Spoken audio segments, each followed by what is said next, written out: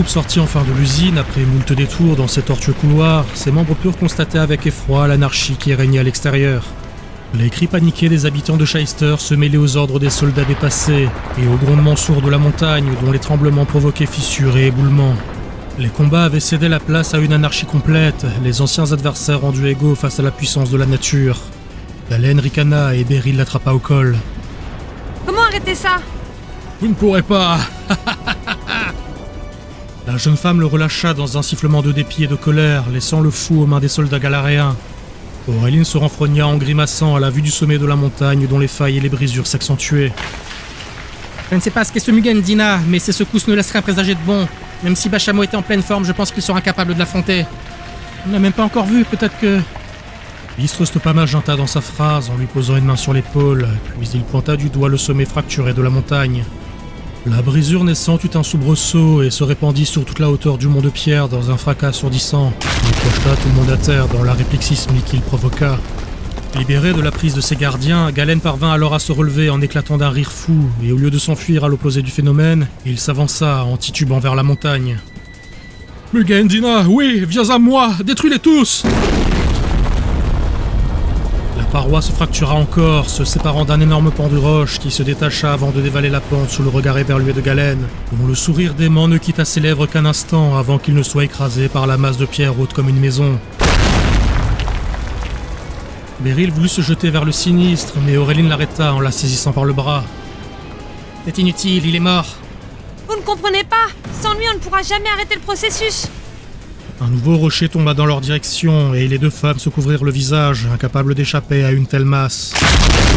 L'immense roche se fracassa contre une paroi de lumière, au moment où Sir Knight leva les bras en l'air pour protéger sa maîtresse et le reste des personnes présentes. « Qu'est-ce qu'on va faire ?» Magenta avait levé son visage inquiet vers Bistre, et ce dernier ne cessait de fixer le sommet de la montagne, comme plongé dans une intense réflexion. Sa poigne était toujours serrée sur l'épaule du garçon, mais elle se relâcha finalement lorsqu'il émit un soupir en tapotant sa main sur celle-ci de manière rassurante. « Bistre ?» Le vieux forgeron ne répondit pas et se mit en marche vers la montagne sous le regard estomaqué de Magenta et des autres. « Qu'est-ce que vous faites ?»« Il faut arrêter la libération de cette créature, n'est-ce pas ? Je suis le seul ici à disposer d'une expertise dans les technologies anciennes. »« Mais c'est du suicide !» Bistre invoqua Sayorn et la créature observa l'éboulement massif aux alentours sans s'en émouvoir, avant de se pencher vers le vieil homme qui lui posa une main douce derrière le crâne. « Sayorn sera là pour me protéger. Vous, restez là. Si j'échoue, vous devrez combattre cette chose. Quoi qu'elle soit, elle représente un danger pour le monde entier. » Magenta se jeta vers Bistre en lui agrippant la manche, des larmes dans les yeux. « Je viens avec toi !»« Pas cette fois, mon garçon. Toi et Mèche ne feriez que me ralentir. Et tu te rappelles ce qu'a dit Beryl. Ta famille vient d'ici. Ton rôle est de protéger ces gens, comme ton père l'a fait avant toi. » L'homme balaya du regard les habitants de Shyster paniqués aux alentours et la ville menacée par la catastrophe en cours. Magenta baissa les yeux sans pouvoir retenir ses larmes et Bistre le prit dans ses bras pour le réconforter. « Chacun a un rôle à jouer. La moindre des choses serait de le faire sans regret, n'est-ce pas? Que dirait ta sœur si elle te voyait pleurer comme ça? » Elle m'engueulerait. Le garçon sécha ses larmes d'un revers de la manche et hocha de la tête en soutenant le regard de Bistre. Quand ce dernier se releva, Auréline l'interpella. « Vous êtes sûr d'en être capable, vieil homme ?»« Absolument pas. Pourquoi? Vous pensez être plus adapté ?» La femme ne répondit pas, laissant Bistre et Sayorn se diriger vers l'usine, déjà à moitié ensevelie.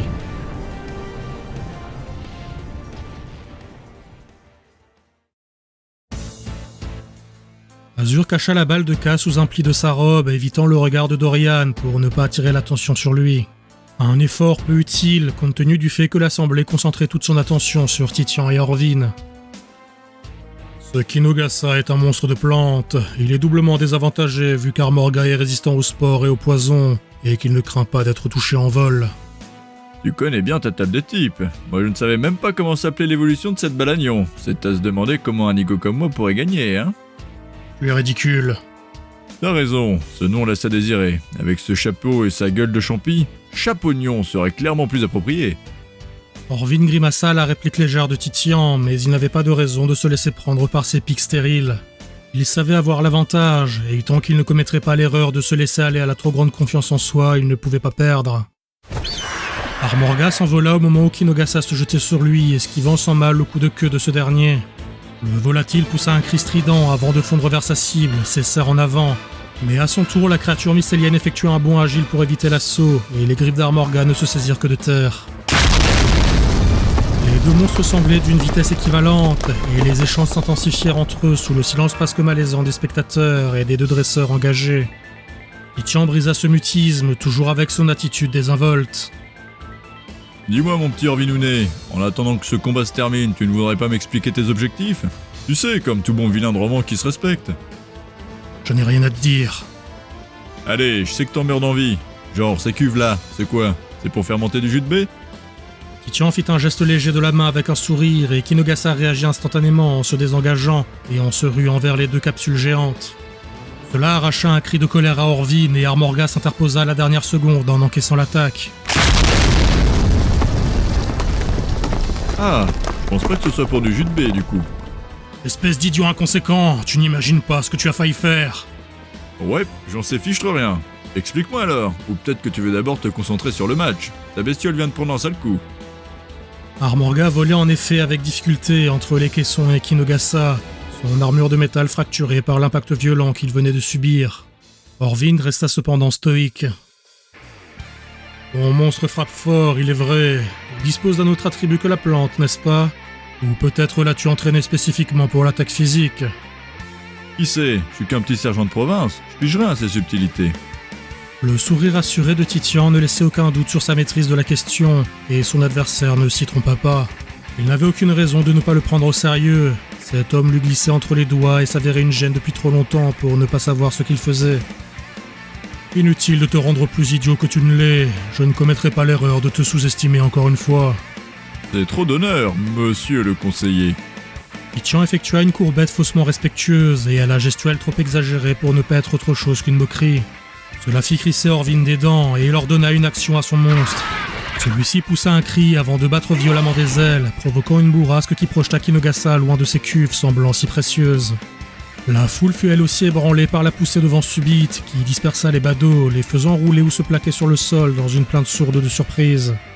Azur, déjà à genoux sur le sol, se contenta de baisser son centre de gravité en plissant les yeux pour maintenir sa position, au moment où Kinogasa se réceptionnait sur le sol avec l'agilité d'un artiste martial, une dizaine de mètres plus loin. Contre la force physique, la meilleure technique est encore de ne pas se faire toucher. Et Armorga est bien plus endurant que n'importe quel Kinogasa. Tu ne pourras pas gagner un duel d'attrition. L'oiseau de fer se posa sur le sol à bonne distance de son opposant, et son plumage métallique se mit à émettre de doux reflets lumineux. La fracture sur sa carapace pectorale sembla alors se résorber lentement, comme si le cours du temps s'inversait. Sympa, je t'avais déjà vu utiliser cette technique, entre autres choses. Tu sais donc que tu ne pourras pas vaincre. Ton monstre est hors de portée, et j'ai pris connaissance de sa vitesse. Quelle que soit sa puissance, Armorga sera complètement régénéré bien avant que tu puisses l'atteindre. Il y a aussi un truc que j'ai remarqué grâce à ces 2 années à ton service, c'est que ton piaf se pose systématiquement pour utiliser cette capacité. Mais ça doit être une coïncidence. Ça serait vraiment étonnant que je puisse mettre le doigt sur un point faible. Orvin plissa les yeux à la remarque faussement ignorante. Certes, Titian avait constaté la faiblesse de cette capacité de régénération, imposant à Armorga une concentration trop grande pour maintenir un vol battu, mais il ne voyait pas en quoi cela changeait quelque chose. Kinogasa était trop loin et trop lent pour pouvoir profiter de ce point faible. Oh, j'ai oublié de te dire, y a pas que la vitesse pour combler une distance. Kinogasa se tendit, ses muscles roulant sous sa peau mucoïde, et soudain l'une de ses mains fut projetée en avant tel un harpon, tandis qu'un fil tendineux se déployait entre le membre et son propriétaire. Armorga voulut s'envoler pour éviter l'attaque surprise, mais sa concentration envers sa régénération lui imposa un délai de réaction trop lent, et il ne put esquiver l'impact terrible qui suivit. Sa masse imposante fut projetée en arrière dans un fracas de métal tordu et brisé, et sa carcasse vint s'écraser contre le mur du laboratoire derrière Orvin dans un soulèvement de poussière et de gravats. Tout sembla comme immobile, tandis que les débris volatiles continuaient de tomber lentement autour de la zone d'impact, jusqu'à ce que la poussière soit finalement repoussée par le vent, révélant le corps inerte d'Armorga dans les décombres. T'as l'air chafouin, mon petit Orvinounet. T'es triste d'avoir perdu ton copain à plume? Le conseiller jeta un regard froid à la dépouille d'Armorga et aux dégâts infligés à la structure de son laboratoire. Titian ajouta alors. Ou peut-être que c'est ton labo qui t'inquiète. Ce serait plus ton genre. Il suffit, le jeu se termine ici. L'écho de ta défaite est déjà inscrit dans le récit de ma future légende. Oh, ça y est, on commence à sortir les répliques badass. Orvin attrapa sa seconde balle et le sol trembla quand Bangiras apparut, fouettant la terre de sa queue massive. Kinogasa effectua de petits sauts, alternant entre sa patte gauche et sa patte droite, tel un boxeur avide d'en découdre, mais son opposant ne le regardait même pas. Ses yeux acérés s'étaient fixés sur Orvin dans une posture paradoxale, à la fois haineuse et soumise. Le conseiller fronça simplement les sourcils et le monstre se retourna vers Titian et Kinogasa en montrant les crocs dans un grondement guttural. L'air sembla s'alourdir tandis que le vent se levait, emportant avec lui poussière et grains de sable. Le changement de climat, d'abord subtil, s'intensifia jusqu'à ce que le vent se change littéralement en une tempête de poussière. Titian put, un instant avant que sa vue ne soit trop obstruée, remarquer le sable qui semblait s'écouler en continu depuis les interstices et les orifices dorsaux de Bangiras.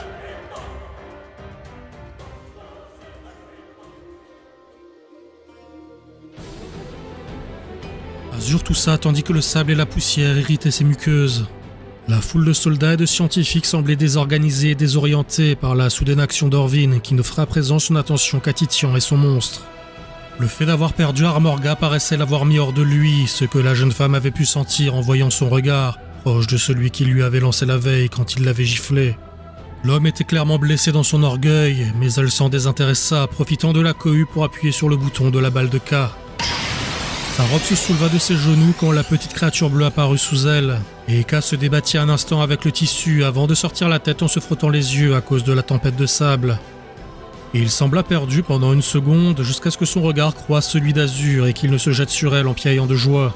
Avec ses bras attachés dans son dos, l'adolescente ne put le réceptionner et elle bascula sur le dos face à l'excès d'enthousiasme du monstre. « Moi aussi tu m'as manqué, mais calme-toi, c'est pas le moment pour les papouilles. » K pencha la tête sur le côté de manière interrogative, assis sur le buste de sa maîtresse. Celle-ci gigota pour le faire descendre et lui présenta ses liens de manière équivoque. Le monstre bleu sautilla quelques instants en claquant des mâchoires avant de trancher les menottes de corde d'un coup de dent assuré. Azur émit un soupir de soulagement en se massant les poignets et en attrapant K au vol lorsque celui-ci lui sauta dans les bras. Elle se protégea ensuite le visage du sable volant avec son avant-bras, cherchant à percer l'opacité ambiante du regard. On doit trouver Dorian.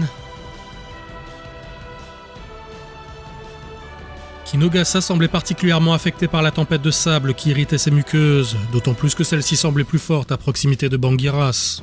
Titian, pour sa part, n'était pas moins décontenancé par ce qu'il se passait. Orvin n'avait invoqué que très rarement ce monstre par le passé, et il pouvait littéralement compter sur les doigts de la main le nombre d'occurrences de cet événement. Un seul doigt suffisait cependant à compter le nombre de fois où il avait vu cette technique, et c'était à cet instant précis. Kinokoko, reste en mouvement tant que tu le vois pas. Le monstre champignon obtempéra, se mettant à se mouvoir de manière aléatoire pour potentiellement minimiser la facilité de le toucher. Le sol trembla alors et Kinogasa ne perçut qu'au dernier moment la masse de Bangiras qui traversait la chape de poussière. La patte griffue trancha sa chair de manière superficielle tandis qu'il bondissait en arrière, ripostant en projetant sa propre patte à l'aveugle. Il ne toucha rien, mais sentit une vive douleur quand la mâchoire de Bangiras se referma sur son piston tendineux.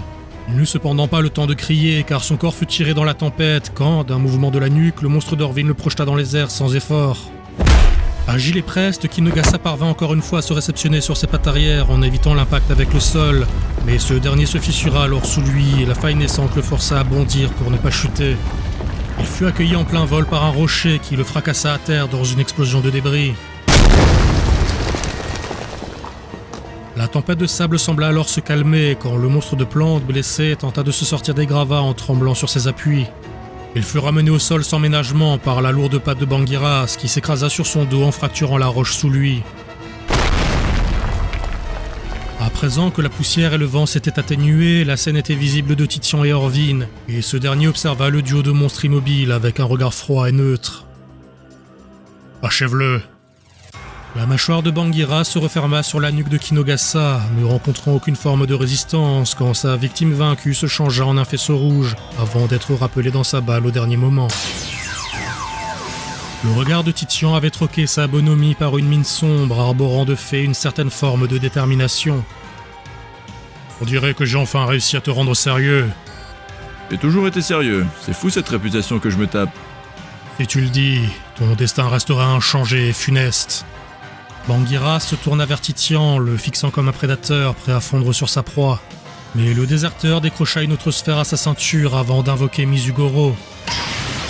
Le monstre aquatique apparut et la tempête se renforça à nouveau légèrement en réaction, mais cette fois-ci le monstre de Titian ne sembla pas incommoder le moins du monde. La roche et la terre ne sont pas un problème pour Mizugoro. Il adore la boue et le sable depuis qu'il est tout petit. Orin fit un geste excédé de la main et les volets de poussière inutiles se dispersèrent fortement, sans pour autant disparaître. Cela arracha un sourire à Titian. Tu ne te laisses pas avoir, tu veux quand même profiter du couvert de la poussière, hein? L'inverse serait stupide, cette créature est de toute évidence liée à l'eau. Même un enfant sait que les monstres de roche comme Bangiras y sont faibles. Cool, ça veut dire que j'ai l'avantage. En théorie, mais c'est la pratique qui fera foi. Le sol se mit à trembler et Titian manqua presque de perdre l'équilibre en se rattrapant à Mizugoro à côté de lui pour rester debout. Le pendentif d'Orvin, qui jusque-là ne semblait être qu'une simple parure, se mit à luire de plus en plus intensément, provoquant des soubresauts chez Bangiras. Son corps de pierre se fractura et sembla soumis à une intense pression interne, tandis que sa masse augmentait et que ses argots minéraux doublaient de taille dans son dos, passant de simples épines dorsales à de gigantesques crêtes de pierre. Titian força un sourire malaisé et bafouilla à Mizugoro. Je crois qu'on a un problème, mon vieux.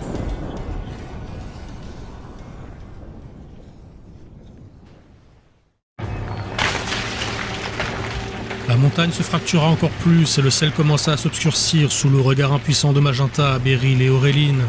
Cela faisait de nombreuses longues minutes que Bistre avait disparu dans les méandres de l'usine d'Enerquartz. Et fort était de constater que malgré ses paroles rassurantes, les choses ne faisaient qu'empirer. Mugendina menaçait d'apparaître d'un instant à l'autre. Qu'est-ce qu'on va faire si votre vieux échoue? Bachamo est encore affaibli à cause du piège de Galen. Il eut un craquement venant confirmer les craintes d'Auréline quand un rocher de la taille d'une maison se fracassa sur le bouclier de Sir Knight. Cette dernière semblait à bout de force après avoir étendu sa protection sur une plus large zone afin d'éviter que les éboulements ne touchent la ville derrière eux, Beryl se chargeant d'inciter les habitants à fuir avec l'aide des quelques soldats restants. Bistre va réussir, j'en suis sûr. Le regard de Magenta était déterminé et fixé sur la montagne. Ses yeux s'écarquillèrent cependant d'incrédulité quand il vit le sommet brisé mettre une raie de lumière violacée vers le ciel, pourfendant les nuages telle une lance. Les flancs de la montagne grondèrent, parcourus d'arcs électriques pourpres et de décharges d'énergie qui mirent encore plus à mal le bouclier de Sir Knight qui posa genou à terre. Beryl accourut alors vers son monstre pour la soutenir en panique. Ah, ça ne tiendra plus très longtemps, il faut s'enfuir. Bistre a dit qu'on devait combattre cette chose si elle apparaissait. Tu veux faire ça avec quoi, gamin? Ton lézard? Les seuls monstres de haut niveau à notre disposition sont Bachamo et ce Sir Knight, et ils sont tous les deux épuisés. Auréline s'interrompit dans son invective pour tourner son regard éberlué vers le ciel. Les nuages s'étaient mis à s'assombrir en tourbillonnant comme pris dans l'orbite de la montagne, et la lumière du soleil sembla mourir, remplacée par une obscurité parcourue de volutes pourpres et rosaces, s'étendant à des dizaines de kilomètres à la ronde jusqu'à l'horizon. Dans toutes les villes de Galar, la population estomaquée et inquiète leva les yeux au ciel, constatant avec effroi la disparition du soleil. En plusieurs endroits, le sol se fractura, laissant sortir de terre des cristaux et des failles pulsantes d'une énergie opalescente. Les monstres sauvages, proches de ces manifestations, réagirent en devenant plus agressifs, et certains d'entre eux semblèrent même changer de taille et de forme contre leur volonté, s'imposant à leurs semblables dans des carnages sanglants et des orgies de violence. À Shyster, les choses étaient encore plus marquées. Des fissures à flanc de montagne jaillirent des cristaux de la taille d'un immeuble, tels autant de pieux menaçants. Le sommet acheva alors de se briser dans une explosion, quand 5 doigts griffus enveloppés de volutes opaliennes apparurent avant d'agripper la bordure du cratère, signalant à l'assemblée les proportions colossales de ceux qui s'apprêtaient à en sortir.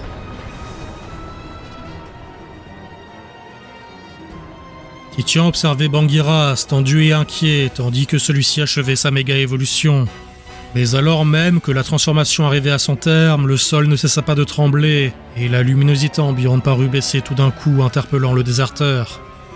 Le personnel de Fondrive, désorienté par la récente technique de Bangiras, avait stoppé tout mouvement et toute rumeur, rendu confus par l'étrangeté de ce qui arrivait.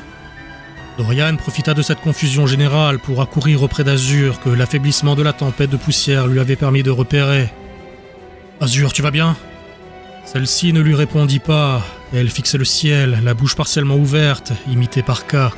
Dorian leva à son tour les yeux et un frisson le parcourut quand il constata que la nuit semblait être tombée, alors qu'ils étaient pourtant en plein milieu de l'après-midi. À quelque distance d'eux, même Orvin, pourtant toujours calme et composé, sembla en proie à un doute croissant. Il plissa les yeux alors qu'il scrutait la voûte céleste, se striant d'éclairs violacés au milieu de l'obscurité croissante. Loin de là, dans une forêt isolée au sud de Greenbury, une stèle usée par le temps trembla légèrement, comme prise d'un soubresaut, et sa sculpture de pierre, représentant une épée croisant un bouclier, se fendit dans un craquement, accompagné par l'écho lointain d'un hurlement lupin.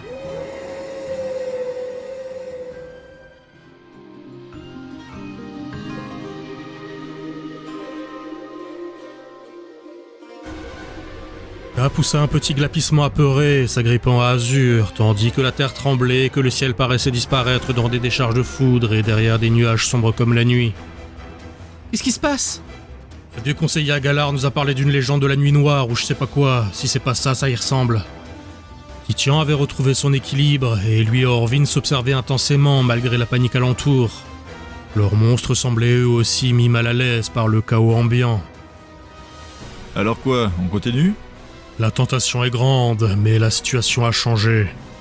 Orvin observa encore une fois les cieux torturés et grogna. Galen a outrepassé ce qui était prévu, cet idiot a certainement libéré Mugendina. La mention du conseiller força une mine inquiète chez Titian, dont les pensées se tournèrent vers Beryl. Son groupe était censé arrêter Galen, mais en tenant compte de ce que venait de dire Orvin, il était évident que son arrestation avait mal tourné, d'une manière ou d'une autre. Cependant, malgré sa surprise initiale, le conseiller de Fondriff semblait avoir retrouvé son sang-froid. C'est irritant, mais pas catastrophique. Même cette créature n'est rien comparé au pouvoir d'un dieu.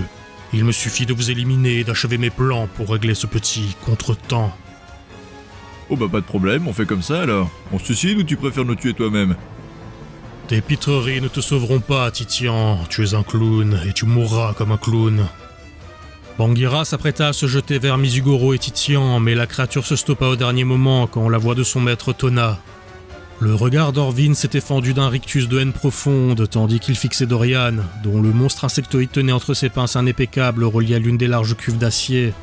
Azur se tenait à ses côtés, avec Ka trônant fièrement sur le corps inanimé d'un garde, qui, contrairement à ses homologues fuyards, avait voulu faire du zèle malgré les relents d'apocalypse imminente.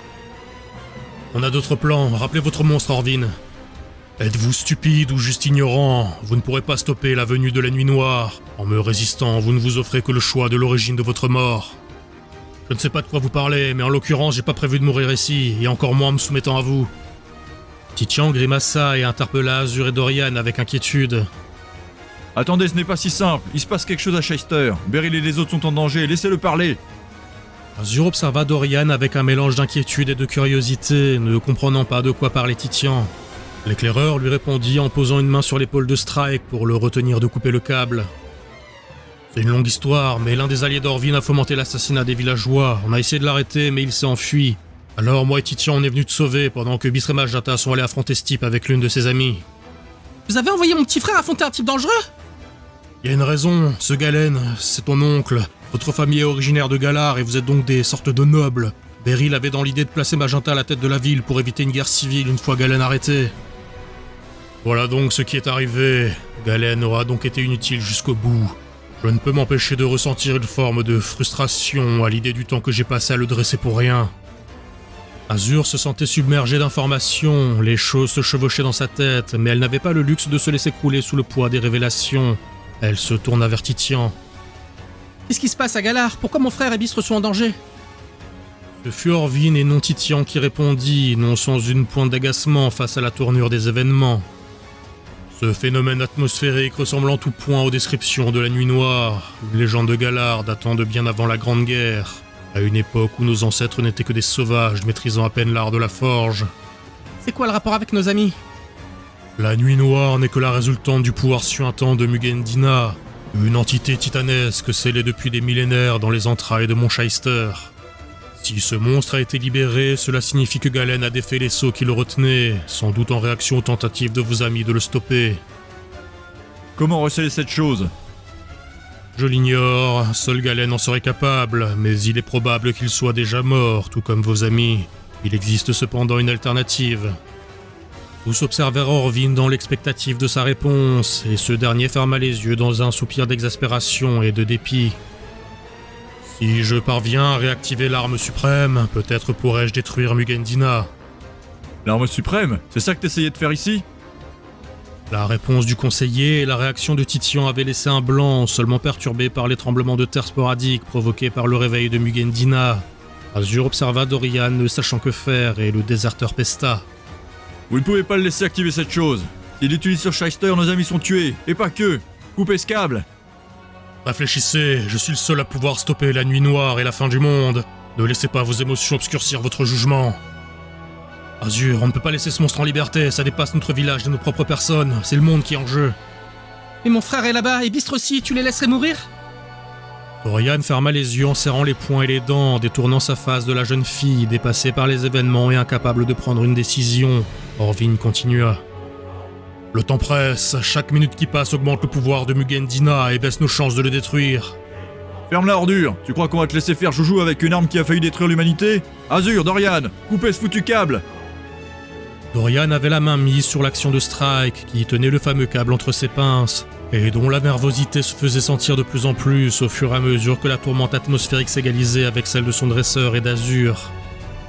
K avait le regard fixé sur la jeune fille, émettant de petits gémissements plaintifs à la vue de sa détresse, et elle serra les poings en fixant Orvin. Y'a quoi dans ces cuves?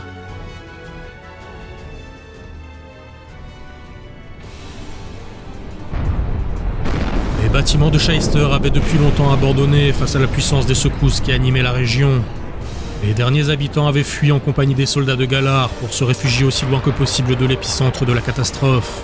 Mais l'éloignement de la ville semblait dérisoire comparé à l'ampleur du cataclysme en cours. L'immense main avait extirpé de la montagne une créature difforme de plusieurs centaines de mètres de long. Ce que les quelques fous à être restés pour l'affronter avaient d'abord pris pour des doigts s'avérait être le bout d'une gigantesque queue préhensile, au bout de laquelle flottait un dragon colossal dénué de chair et dont le squelette apparent et cristallin saillait de couleurs vives variant dans des tons de bleu et de rose sombre. Mugendina ignora purement et simplement les insectes insignifiants à ses pieds, tandis que son immense tête balayait l'horizon du regard, comme pour appréhender l'étendue de son royaume. Le bouclier de Sir Knight avait cédé depuis longtemps et elle gisait à bout de force sur ses genoux, incapable de retrouver son souffle malgré les encouragements de Beryl. La présence du dragon colossal semblait également accentuer l'inconfort du monstre psychique dont le visage était contorsionné de douleur. Non loin de là, Auréline avait invoqué Bachamo, mais la créature avienne n'était pas en meilleur état et son maintien, autrefois noble et altier, avait cédé la place à une bête moribonde.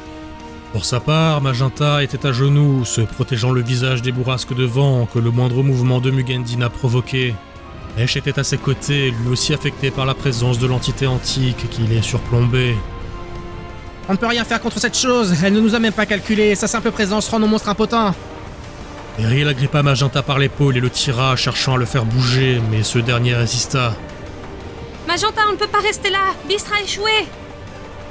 Le garçon se dégagea d'un mouvement d'épaule et fit quelques pas en direction du monstre, une lueur de combativité dans le regard. Bistre compte sur moi, Azur compte sur moi, tout le monde compte sur moi, on peut pas abandonner. La représentante de Greenbury afficha une incrédulité réelle, ne sachant comment réagir à la détermination de cet enfant haut comme 3 pommes. Son petit monstre de feu tituba à ses côtés et poussa un grognement courageux en miroir de la posture de son dresseur et ami. Ce gamin est fou, représentant de Beryl, laissez-le. Est-ce que votre monstre peut encore nous téléporter? Je ne sais pas, Ralph est à bout de force, elle peut peut-être le faire une seule fois, mais elle pourra pas trianguler de position, et c'est trop dangereux de le faire à l'aveugle. La conversation des deux femmes fut interrompue quand soudain la terre se mit en branle violemment et que Mugendina tourna lentement son corps pour leur faire face. Un léger filet de fumée s'échappait encore de la bouche de Mèche ainsi que de la zone d'impact, semblable à une piqûre de moustique sur le corps du titan qui l'avait frappé d'une boule de feu. On dirait que ce gamin a décidé notre destin à notre place.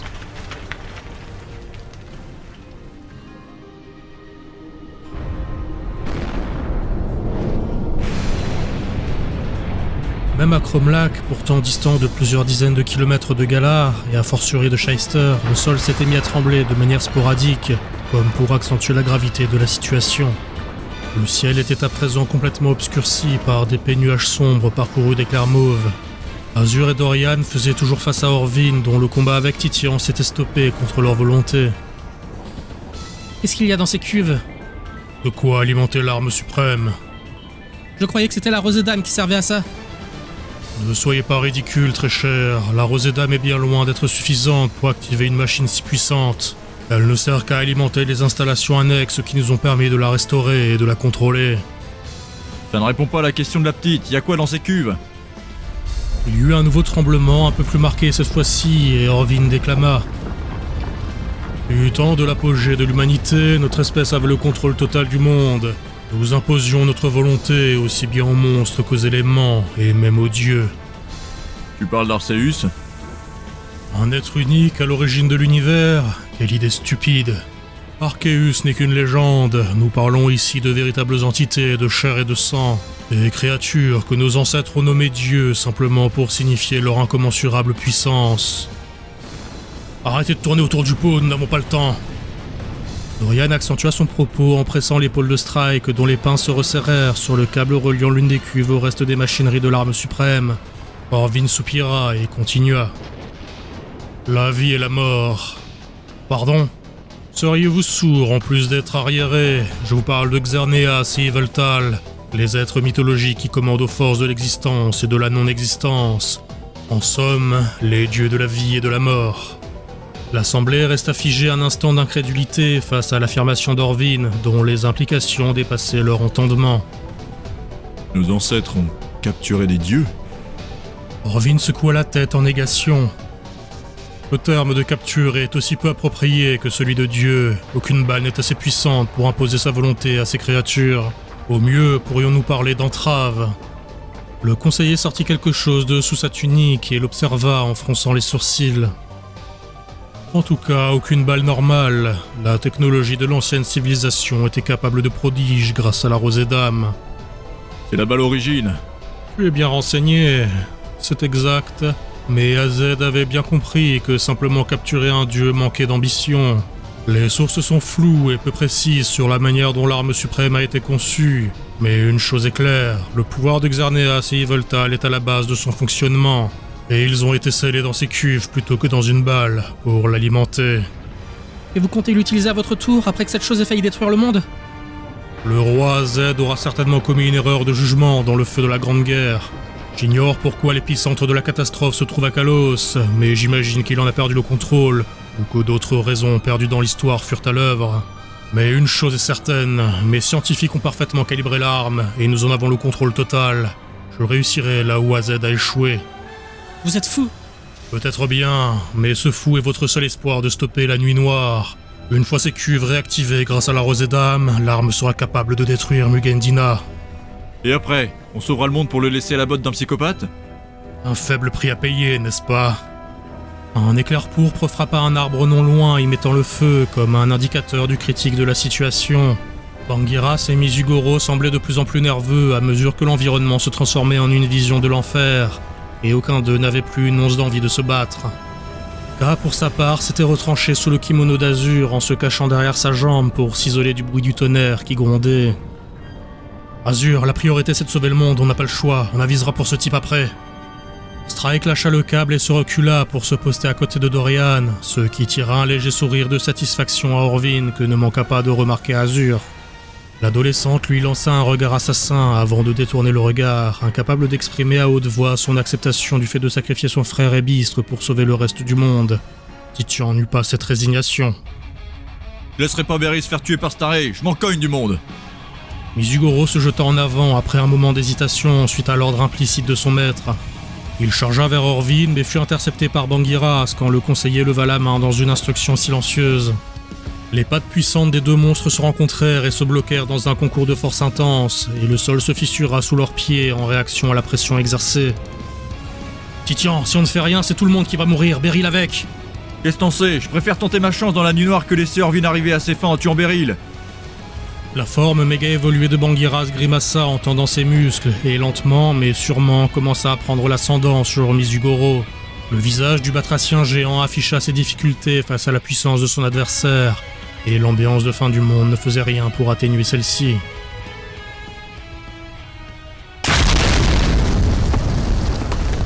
L'explosion désintégra sans effort tout un quartier de Shyster quand l'un des ergots de Mugendina émit un rayon d'énergie de manière nonchalante sous lui, en réaction à l'agression de Mèche et Magenta.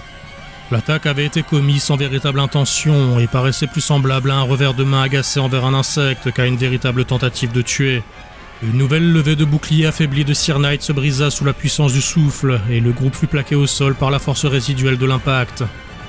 Beryl se releva instantanément pour se ruer vers Magenta et la gripper. Je vois bien que ça sert à rien, tu ne lui as même pas fait une égratignure. Ralph ne pourra pas nous protéger une seconde fois, on doit s'enfuir. Encore une fois, Magenta bouscula la jeune femme pour se dégager de sa prise et ordonna à Mej d'attaquer. Le petit monstre de feu, en totale confiance vis-à-vis du garçon, obtempéra sans se poser de questions et cracha une nouvelle boule de feu vers le dragon titanesque. Celle-ci frappa la peau cristalline du colosse sans y faire plus de dégâts visibles que la précédente. Auréline recula d'un pas en grimaçant de désespoir, voyant l'énergie commencer à s'accumuler à nouveau dans les ergots du monstre géant. Bachamo s'interposa devant elle malgré la futilité de l'action et la faiblesse de ses mouvements, et la conseillère tomba à genoux, totalement impuissante face à sa mort imminente et à celle de ses alliés de fortune. Beryl attrapa Magenta en fermant les yeux et en tournant le dos à l'attaque qui fusa dans leur direction, encore plus puissante que la précédente.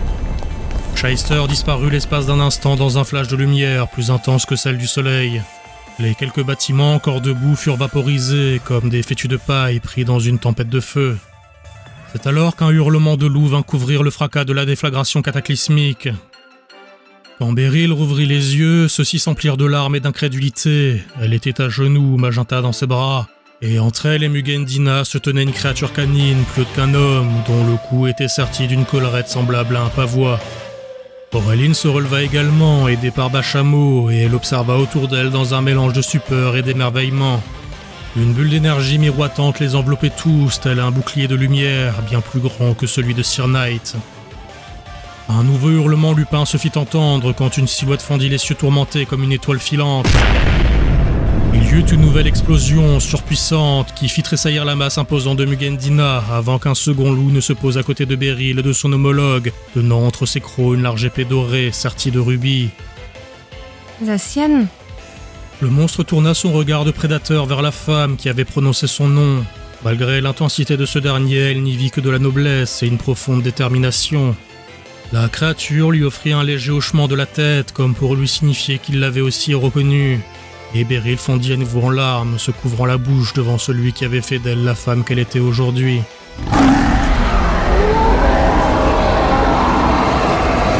Il y eut un grondement sourd qui mit fin à l'échange fugace, faisant trembler la montagne brisée quand Mugendina poussa un hurlement de rage. Son corps serpentin se déroula pour laisser son immense gueule déployer des crocs 10 fois plus grands qu'un homme. Le bout de sa queue préhensile fracassa ce qui restait du sommet de Mont Shyster, et les 5 doigts qu'il a terminés s'écartèrent, se mettant à luire dans une intense lumière pourpre. Il va attaquer. Zacian, Zamazenta. Comme s'ils obéissaient à un ordre implicite, les deux protecteurs de Galar s'élancèrent de part et d'autre de la main géante. L'énergie se concentra dans sa paume en une décharge d'une puissance impossible, des milliers de fois plus impressionnante que tout ce que Mugendina avait pu montrer jusqu'ici. Mais le rayon de destruction ne fit que rencontrer une nouvelle fois le bouclier de Zamazenta qui le dispersa en une pluie de lumière. Son propriétaire se mit alors à luire à son tour et chargea vers la queue de Mugendina, la projetant contre le flanc de la montagne malgré la différence de taille ridicule. À sa suite, Zacian s'élança, brandissant son épée dans sa gueule. Celle-ci se déploya alors dans une forme éthérée, grande comme un immeuble, au moment de s'abattre et de séparer l'immense main du reste de son corps, tout en fendant la montagne en deux dans un trait de lumière. Un cri de douleur et de rage de Mugendina résonna dans tout Galar et même au-delà, et Azur leva les yeux au ciel à l'audition du grondement sinistre et lointain.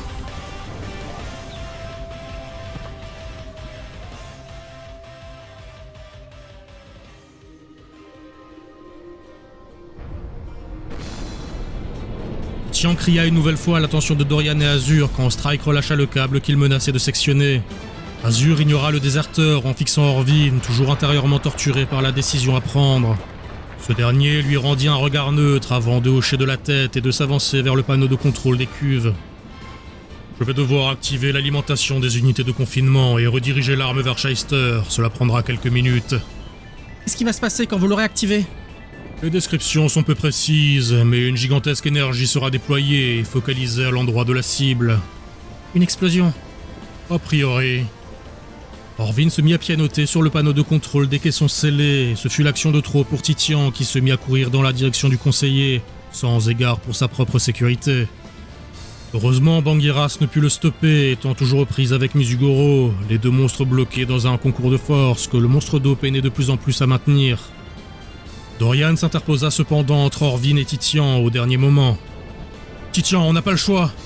On a toujours le choix. Titian frappa l'éclaireur d'un crochet, mais l'homme massif ne broncha pas, un filet de sang coulant de sa lèvre fendue. Il maintint sa position et attrapa le poignet de son agresseur en secouant la tête. « Je ne peux pas me battre avec toi, Titian !» Ce serait bien la première fois. C'est alors que le sol se fractura et qu'une fine faille apparut, séparant Dorian et Titian d'Orvin et Azur. Le conseiller, occupé à ses calibras, jeta un regard crispé à la terre brisée et pesta, alors que l'énergie commençait à affluer vers les caissons hermétiques, y activant diverses lumières et mettant en branle des mécanismes inconnus. « Vous m'avez fait perdre trop de temps, j'espère qu'il n'est pas déjà trop tard pour stopper Mugen Dina. » C'est alors que l'obélisque qui surplombait l'ensemble du site se mit à rayonner en son sommet. Les 3 pointes de ce dernier se déployèrent en corolle, prenant la forme d'une fleur d'acier et de cristal. Mais le groupe était plus inquiet de ce qui semblait se dérouler autour d'eux dans le même temps. Les arbres aux alentours paraissaient soumis à l'effet chaotique du temps, de manière totalement anarchique, fleurissant et pourrissant de concert dans un spectacle incompréhensible sous le ciel torturé par la nuit noire. Qu'est-ce qui se passe? De simples effets secondaires, l'arme suprême est en train d'accumuler l'énergie d'Yveltal Exarneas. La nature est en train de devenir folle, qu'est-ce que vous avez fait? Je vous avais dit de ne pas le laisser faire. Titian se dégagea de la prise de Dorian et voulut stopper Orvin, mais la faille qui le séparait de lui s'accentua dans un à-coup, l'empêchant d'atteindre sa cible, avant qu'elle ne presse un bouton d'un air satisfait et légèrement empreint de folie. Nous y sommes, l'histoire est en marche, et je vais y imprimer ma marque pour l'éternité.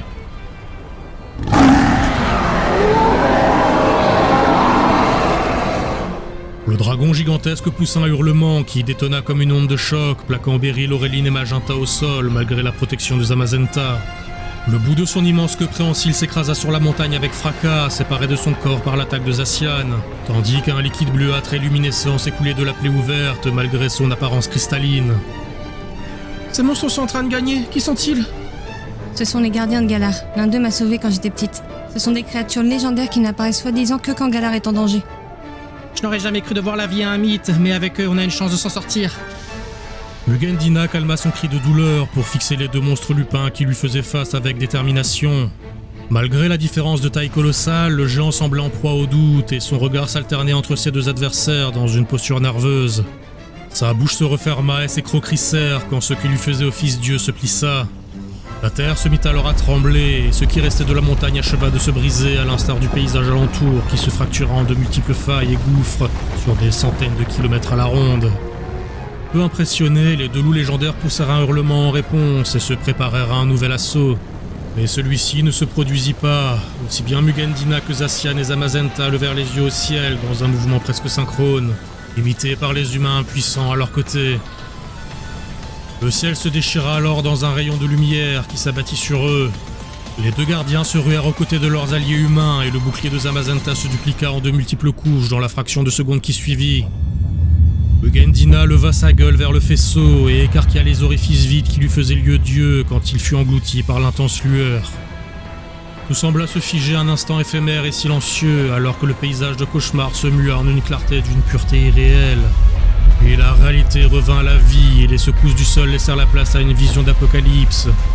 Mugen Dina était en train d'absorber le rayon dans sa gueule gigantesque comme une personne déversant le contenu d'une bouteille dans sa gorge sans discontinuer. Sa texture cristalline se mit à irradier de puissance au fur et à mesure qu'il accumulait l'énergie titanesque de l'arme suprême. Sa queue tranchée cessa de saigner et le liquide se changea en écharde de cristaux anarchiques jusqu'à en restaurer son membre perdu. Il se reposa sur les ruines ravagées de Shyster au moment où la décharge de lumière s'acheva, rendant ses prérogatives à la nuit noire. Qu'est-ce que c'était que ça? J'en sais rien, mais Mugen Dina s'est régénéré. Le séisme qui suivit fut à la fois bien plus brutal et encore plus violent que tous les précédents. Les cristaux violacés qui étaient apparus en même temps que Mugen Dina dans tout Galar grossirent d'un seul coup, provoquant encore plus de transformations forcées chez les monstres sauvages et causant la panique parmi les Galaréens, soumis aux accès de rage des créatures géantes et rendus difformes par l'influence de la nuit noire. Orvin grimaça en observant le ciel qui semblait avoir encore renforcé son obscurité après que l'arme suprême ait fait feu. Azur, Dorian et Titian observèrent la corolle florale géante de cette dernière avec incrédulité, incapables de saisir ce qui venait de se produire et ses conséquences. Même Bangiras et Mizugoro avaient stoppé leur affrontement pour fixer l'engin d'archéotechnologie qui s'était activé devant eux. Ça n'a pas marché, c'est encore pire qu'avant. C'est impossible, il doit y avoir une erreur, même Mugendina n'aurait pas dû survivre à l'arme suprême. Orvin s'attela à étudier les données sur les écrans de contrôle de l'arme. Pour la première fois, une certaine forme de panique et d'incompréhension pouvait se lire sur son regard, habituellement si froid. Il finit cependant par se rasséréner. J'ai sans doute mal calibré la puissance. Oui, c'est ça. Je n'ai pas laissé l'énergie de Xerneas et Yveltal s'accumuler assez longtemps. Le tir ne représentait même pas 20% de sa puissance maximale. Et vous avez vu ce que c'est 20% au produit? La nuit noire s'est renforcée. Un simple contretemps. La machine et ses créatures étaient en dormance depuis bien trop longtemps. Il fallait juste leur laisser le temps de revenir à plein potentiel. Le prochain tir sera parfait. La peur avait cédé la place à une neutralité teintée de mégalomanie, typique d'Orvin, dès lors qu'il avait saisi la raison possible de son échec. Mais ses opposants ne semblèrent pas partager son optimisme. C'était clairement pas la solution, un autre tir ferait qu'empirer les choses. Orvin ignora l'avertissement de la jeune fille et se remit à pianoter sur sa console, mais cette fois-ci Azur se rua vers l'homme et le frappa. Le dernier esquiva au dernier moment, mais se stoppa dans le même temps dans son activation de l'arme. Cette dernière avait commencé à nouveau à accumuler de l'énergie dans l'attente d'un nouveau tir, et la fleur de cristal géante brillait comme une torche au milieu de l'obscurité. Orvin para un premier coup, puis un second, avant de saisir Azur et de la bloquer dans une clé de bras. Vous ne m'empêcherez pas d'accomplir mon destin, vos parents ont échoué, et vous ferez de même. Azur grogna de douleur sous l'emprise de son tortionnaire, mais dans un accès de colère, elle parvint cependant à se dégager en frappant du pied dans le creux du genou de son adversaire, qui relâcha sa prise dans un grognement. Ça, c'était pour ma mère. Elle se retourna et frappa de la paume sous le menton d'Orvin, qui recula de plusieurs pas en se tenant la mâchoire. Celui-là, c'était pour mon père. L'homme poussa un grognement de rage, ses cheveux décoiffés et son visage tuméfié, détonnant avec son apparence habituellement si propre sur elle. Il se jeta sur Azur avec toute la force de sa haine. Mais celle-ci, entraînée depuis l'enfance en tant que guerrière, parvint sans mal à esquiver l'assaut désordonné. Elle fit un pas de côté, imitant l'une des techniques de Dorian, au moment où son genou terminait sa course dans l'abdomen d'Orvin. Celui-ci se plia en deux, les yeux exorbités, tandis qu'il vomissait un filet de salive suite à l'impact. Ça, c'était pour mon village. Orvin leva ses yeux injectés de sang vers Azur, qui le toisait avec défiance. Il trembla de colère et serra le poing, désireux de frapper à nouveau. Mais elle ne lui en laissa pas le temps, à peine fut-il redressé qu'elle tournoya sur elle-même en criant. Et celui-là, il est gratuit. Son coup de pied retourné frappa la mâchoire du conseiller de plein fouet, le projetant en arrière. Il s'écrasa avec fracas sur les consoles, sonné, le visage en sang. Il lui fallut plusieurs secondes pour récupérer un semblant de conscience suite au coup d'une violence rare, et il fixa Azur sans vraiment être capable de soutenir le poids de son propre corps. Malgré tous mes efforts, je n'aurais donc jamais réussi à extraire la barbarie de ce corps. Ça n'avait jamais été une option. Orvin esquissa un rictus pantelant qu'Azur ne parvint pas à décrypter, et elle ne comprit qu'au dernier instant qu'il s'agissait d'un sourire de triomphe. Azur voulut crier et se jeter sur lui pour le stopper, mais la paume tremblante du conseiller pressa le bouton d'activation de l'arme suprême. J'ai gagné. Avec sa puissance maximale, Galar et Mugendina seront rayés de la carte, et Kalos redeviendra la première puissance mondiale avec moi à sa tête. Orvin se mit à rire, mais son esclaffement se stoppa lentement quand il constata que rien ne semblait se produire. Azur, Dorian et Titian se tournèrent vers l'arme, mais sa lueur, au contraire de ce qui était attendu, sembla diminuer jusqu'à s'éteindre. Le conseiller désemparé se mit à appuyer de manière frénétique sur le bouton d'activation, sans cesser de fixer la corolle de cristal, mais sans plus d'effet. C'est alors que sa vue se posa sur la petite silhouette bleue de K, dont les mâchoires épaisses avaient tranché net le câble reliant les cuves à l'arme suprême. K! Le petit monstre émit un cri joyeux avant de se jeter dans les bras de sa maîtresse sous le regard incrédule d'Orvin. Son incrédulité se mua alors en haine pure.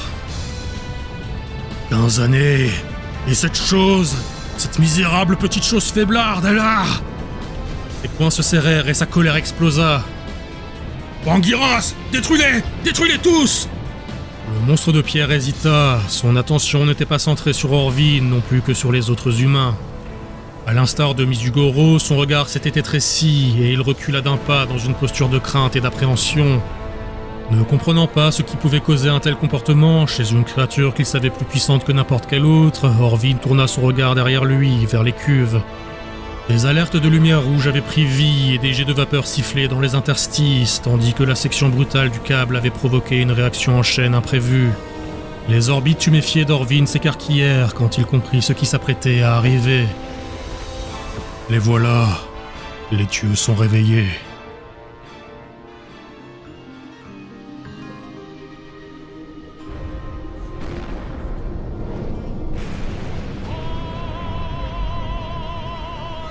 L'enchaînement de secousses et de vibrations qui se renforçaient s'ajoutèrent au chuintement et au jet de vapeur de l'une des cuves, dont les panneaux d'acier commençaient à se dissocier et à s'ouvrir. L'ensemble des spectateurs, qui ne comportaient plus qu'Orvin, Titian et les Cantoïdes, s'étaient figés de stupeur quand K avait sectionné l'un des câbles du caisson. Le reste des fonderies voix avait fui dès la venue de la nuit noire, laissant ces quelques-uns seuls à assister au réveil d'un dieu. Azur remarqua un changement sous ses pieds, tandis que son monstre la rejoignait.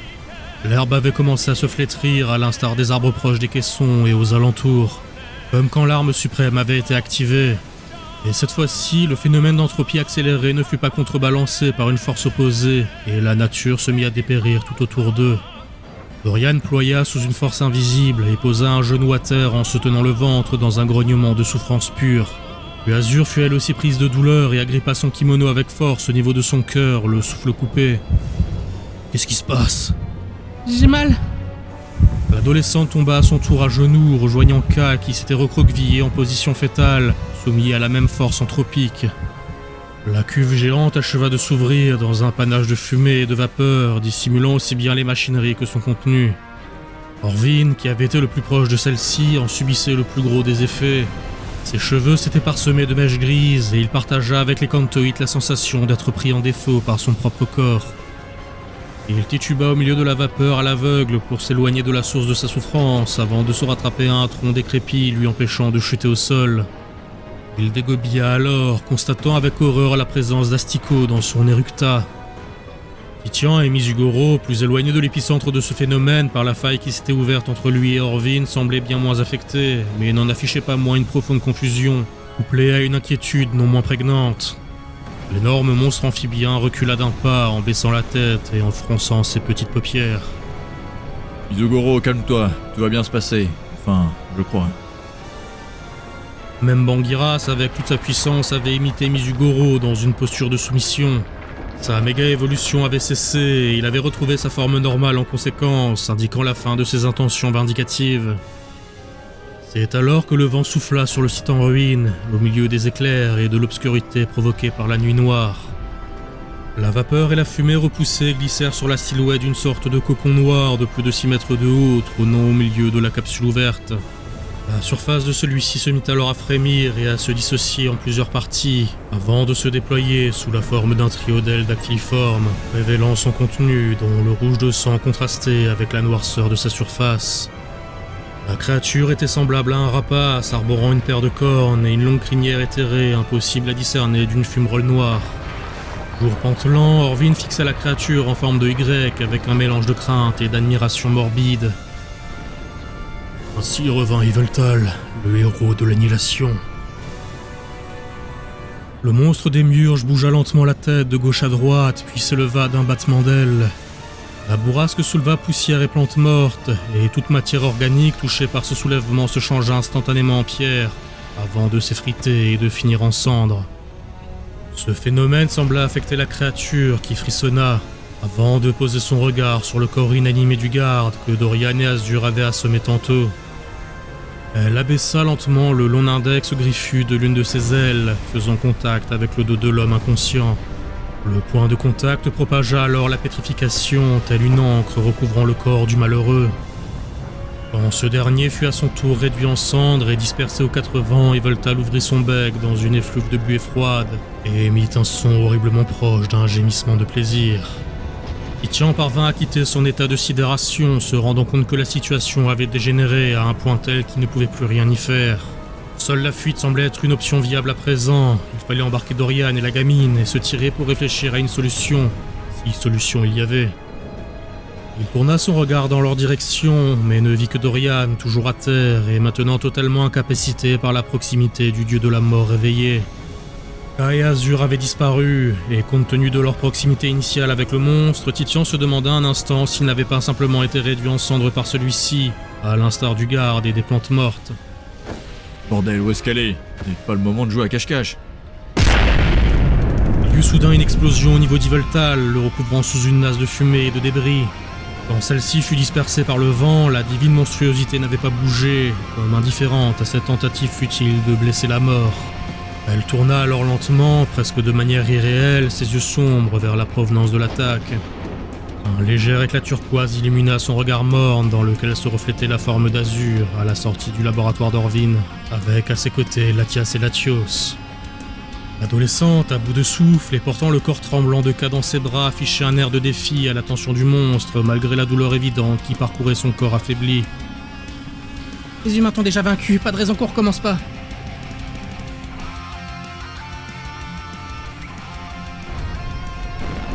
Le combat continuait de faire rage au-dessus des restes de Mont Shyster. Et fort était de constater que depuis cette intense lueur provenue d'on ne sait où, Mugendina avait repris l'ascendant, décuplant sa puissance déjà incommensurable. Malgré leurs efforts concertés, Zacian et Zamazenta ne parvenaient plus à le mettre en défaut, et le plus gros de leurs actions était concentré sur le fait d'éviter les attaques du monstre colossal, sous le regard impuissant des humains en contrebas. Au cœur de la montagne ravagée, dans les sous-sols détruits de l'ancienne raffinerie d'Enerquartz, un amoncellement de débris et de pierres trembla suite au choc de titan qui se produisait à la surface. Et ce tremblement continua bien après l'onde de choc initiale, révélant la silhouette horriblement blessée de Sayorn. Plusieurs des crêtes qu'il possédait sur son dos étaient brisées, et sa carapace de pierre fracturée au point de laisser couler son sang sombre par les fissures de sa peau minérale. Il poussa un grognement, produisant ce qui semblait être un dernier effort pour se dégager des débris qui le recouvraient, avant de s'avancer d'un pas pantelant et voûté au-dessus d'une petite forme couverte de poussière. Bistre toussa, surpris d'être encore en vie suite au précédent effondrement.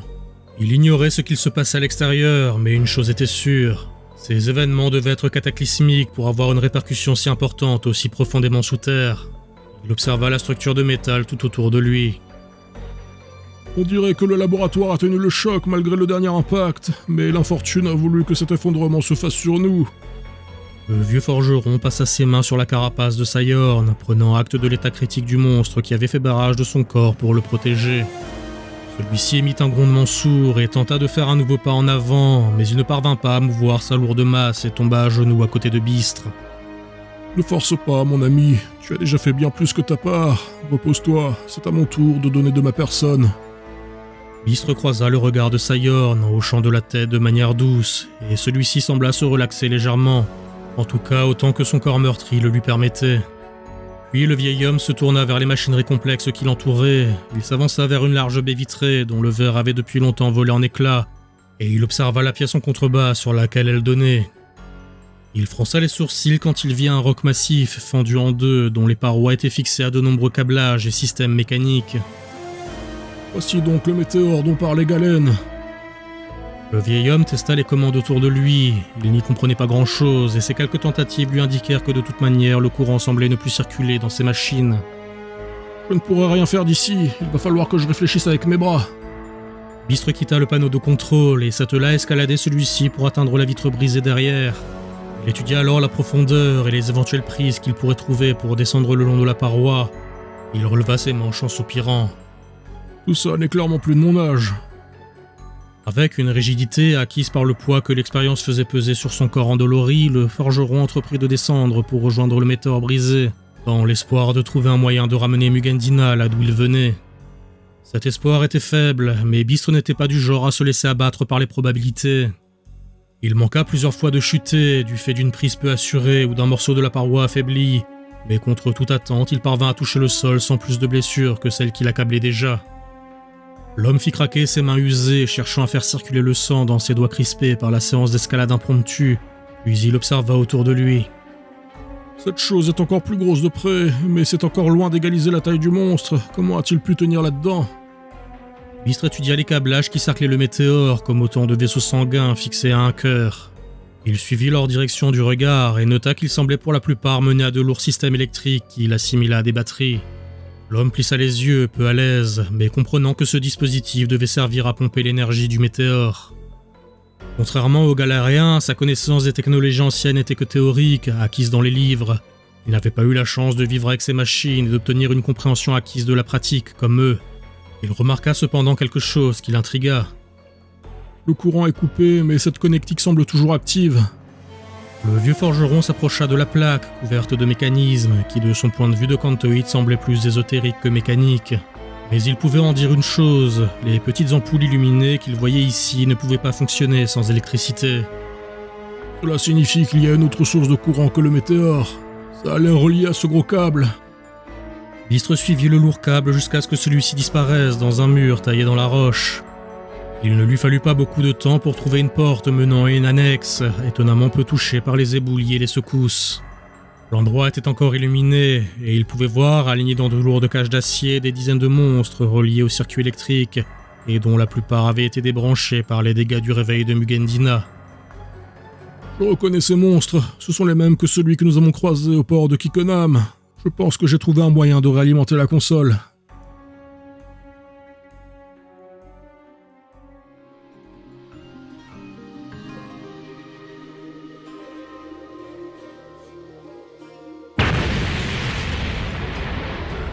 Un nouveau rayon d'énergie traversa le champ de ruines, percutant la barrière de Zamazenta, qui en était réduit à dépenser toute son énergie pour protéger les humains, laissant son frère Zacian seul pour faire face au dragon colossal. La puissance nouvelle de Mugendina dépassait de loin celle qu'il avait déployée avant le tir de l'arme suprême, mettant à mal même les puissants gardiens de Galar. C'est de notre faute, Zamazenta ne peut pas se battre parce qu'il nous protège, j'aurais dû partir quand vous me l'avez dit. Magenta se laissa tomber à genoux, abattu et coupable, sous le regard découragé de Beryl et d'Auréline. Le jeune garçon laissa couler des larmes d'amertume sur le sol brisé, en enlaçant Mèche, au moment où un nouvel impact vint frapper le bouclier de Zamazenta. Bistre s'est trompé, je peux protéger personne. Magenta se sentit soudain soulevé du sol quand les mâchoires de Zamazenta le saisirent par le col pour le redresser sur ses pieds. Le garçon leva des yeux surpris vers la créature lupine 2 fois plus haute que lui, et celle-ci soutint son regard. Mèche, toujours dans ses bras, lui offrit une léchouille sur la joue pour le sortir de son état de stupeur, et Magenta fronça les sourcils dans un regain de détermination. Sans un bruit, Zamazenta hocha de la tête comme en approbation d'une affirmation silencieuse, au moment où Beryl accourut à ses côtés. Magenta, tu n'as rien à te reprocher. Tout ça nous dépasse. On ne peut rien faire. On peut toujours faire quelque chose, même si c'est infime. La jeune femme observa le garçon avec curiosité, surprise de son changement soudain de comportement. Il ne la regardait pas et ses yeux étaient fixés sur ceux de Zamazenta. Elle comprit alors que ces mots n'étaient pas les siens, mais ceux du monstre. Magenta se tourna alors vers Beryl. On doit se battre. Je sais que Bashamo et Ral se sont exténués et que Mèche ne fait pas le poids, mais on doit quand même essayer. Tu es stupide, gamin. Ton idée revient à affronter un Gyarados avec un Korata blessé. La pique d'Auréline n'avait en rien ébranlé la détermination de Magenta, qui soutint son regard méprisant. La conseillère garda sa posture, les bras croisés, avant de soupirer. Une idée stupide, mais c'est toujours mieux que pas d'idée du tout. Quitte à mourir, autant le faire en se battant. Bashamo, fébrile sur ses appuis, se redressa aux côtés de sa maîtresse, et son plumage de braie s'embrasa un peu plus intensément en l'espace d'un instant, comme pour signifier son accord avec cette idée. Beryl, pour sa part, se tourna vers Sir Knight, et cette dernière se contenta de hocher de la tête. Ce fut à cet instant que Zamazenta leva Magenta du sol, le laissant hagard et surpris quand il fut jeté en arrière sur le dos du loup géant, manquant de peu de laisser tomber Mèche dans la manœuvre. Une nouvelle explosion vint à bout de son bouclier, qui se brisa comme une pluie de verre autour d'eux, et il se propulsa pour rejoindre son frère à la bataille.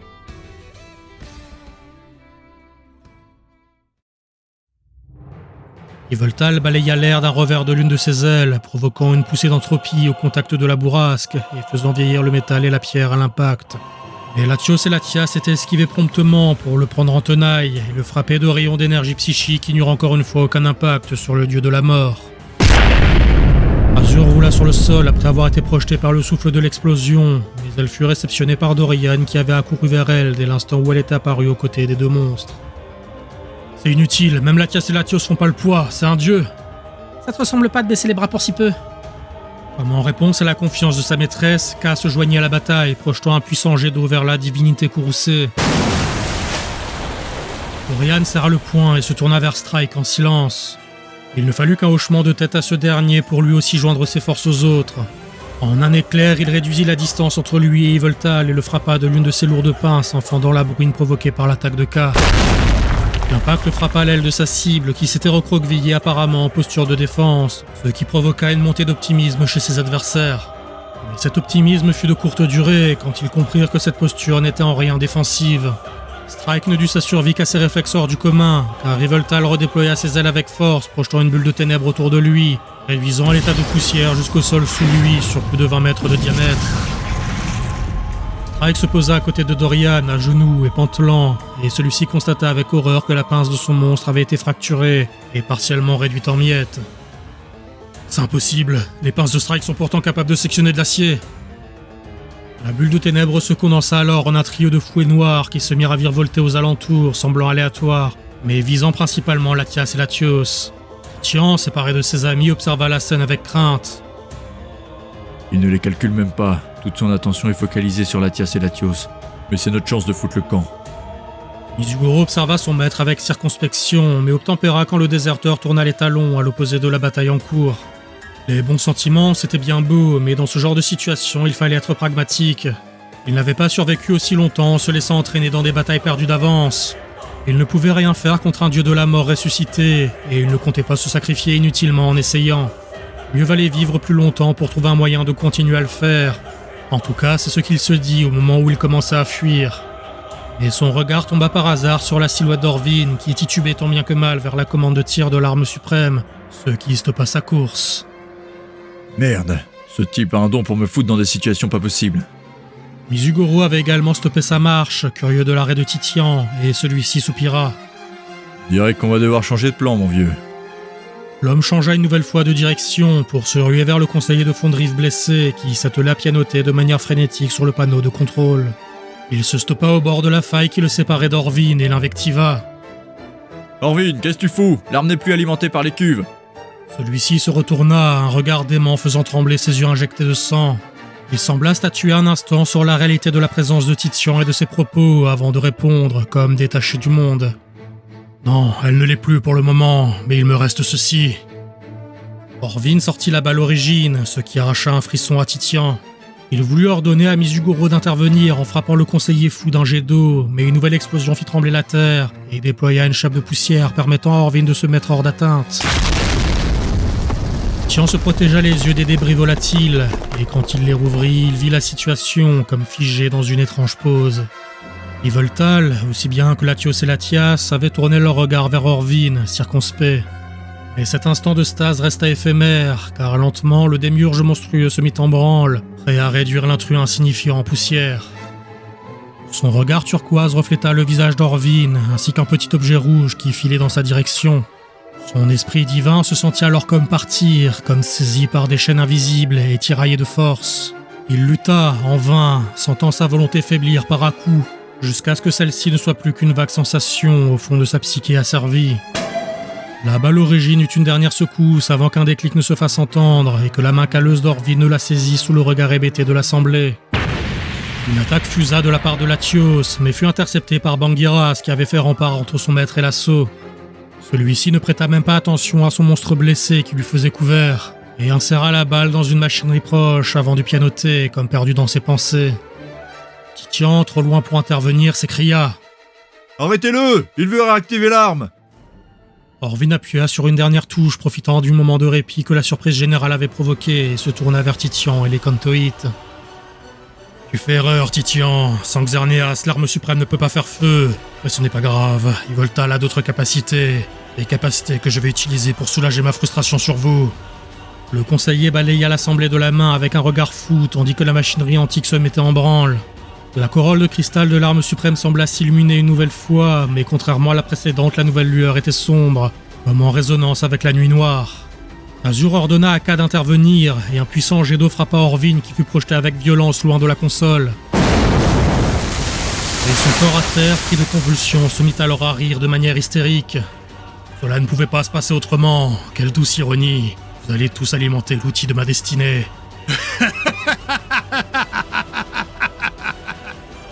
Tout le monde, y compris Orvin, se sentit alors comme vidé de ses forces. Les monstres furent les premiers à ployer les chines, mais ils furent rapidement rejoints par les humains dont la force vitale se faisait absorber par l'arme suprême. Orvin se releva alors, toujours en sang et titubant comme les autres, mais il se dirigea vers la capsule vide Yveltal, sous le regard incrédule de Bangiras, plié de douleur. Ce fut sans la présence d'esprit de Titian qui comprit ce que cherchait à faire le conseiller. Pas question que je te laisse te foutre à l'abri. L'homme grogna en posant un genou à terre au moment où il donnait un ordre à Misugoro. Ce dernier, à l'instar des autres monstres, était encore plus affecté que les humains par le pouvoir d'absorption de vie d'Yveltal, encore renforcé par l'arme suprême. Mais il se força à se dresser sur ses 4 pattes et dans un dernier effort avant de s'écrouler, il frappa lourdement du poing sur le sol, provoquant un terrible séisme, dont l'onde de choc fractura la terre avec violence. La faille, déjà massive, qui le séparait d'Orvin et des machineries ésotériques s'accentua avec fracas, faisant perdre l'équilibre au conseiller fou juste avant qu'il n'atteigne la sécurité de la cuve. La fissure se propagea et la faille se changea en gouffre, engloutissant tout autour d'elle, aussi bien les cuves qu'Orvin et malheureusement Titian. Ce dernier se raccrocha au bord de la paroi au dernier moment, imité par son homologue de fond de rive de l'autre côté du gouffre béant.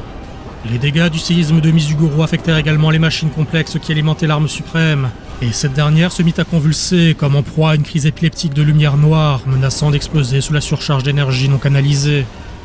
Orvin cria alors. « Espèce d'idiot, vous avez tout gâché! Vous auriez pu être une partie de ma gloire, mais vous avez choisi notre perte à tous !» L'homme tenta de se tirer hors du gouffre, mais une réplique sismique aussi bien que l'affaiblissement l'empêchèrent de se tracter, le laissant suspendu à une main au bord de la paroi. Son regard se porta alors sur Titian, sur le flanc opposé, qui était dans une position similaire à la sienne, et il fut pris d'un fou rire. « Au moins j'aurai la satisfaction de te voir mourir avec moi, Titian !» Mais le rire se fendit d'un rictus mauvais quand il vit Misugoro ramper vers le bord du précipice sans fond, usant de ses dernières forces pour tendre une patte vers son maître et ami. Orvin se détourna de la scène quand il sentit le pas lourd de Bangiras qui le surplombait à son tour. « Bangiras, aide-moi toi aussi !» Le monstre de pierre fixa Orvin avec un mélange de dédain et de haine, et le regard colérique de son maître se mua en une compréhension paniquée de ses intentions.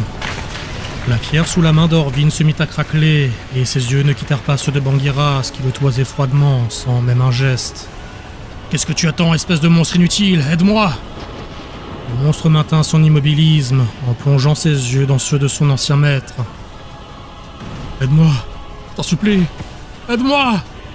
Le dernier cri fut couvert par le craquement de la roche brisée qui céda sous son poids, et la voix d'Orvin disparut en même temps que son corps s'évanouissait dans les ténèbres.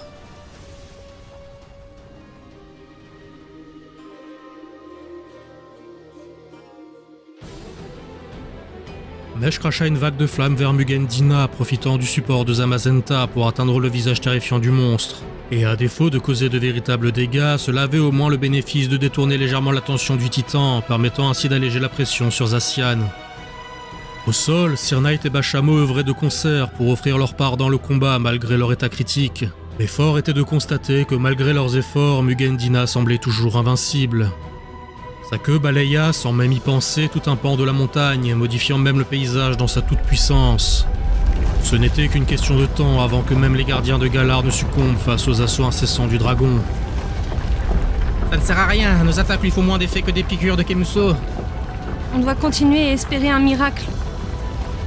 Tandis que la bataille continuait en imposant son tribut continu sur l'endurance de ses adversaires, Mugen Dina poussa un hurlement terrifiant comme un sombre présage. Peut-être fût-ce par hasard, ou peut-être eût-il profité d'un angle mort, mais l'un de ses rayons finit enfin par toucher sa cible. Zacian fut percuté avec force et projeté comme un météore dans les ruines en contrebas. Le fracas qui suivit laissa pantois l'assemblée, et Magenta poussa un cri angoissé à la vue du loup à l'épée gravement blessé et à terre au milieu des gravats et de la poussière.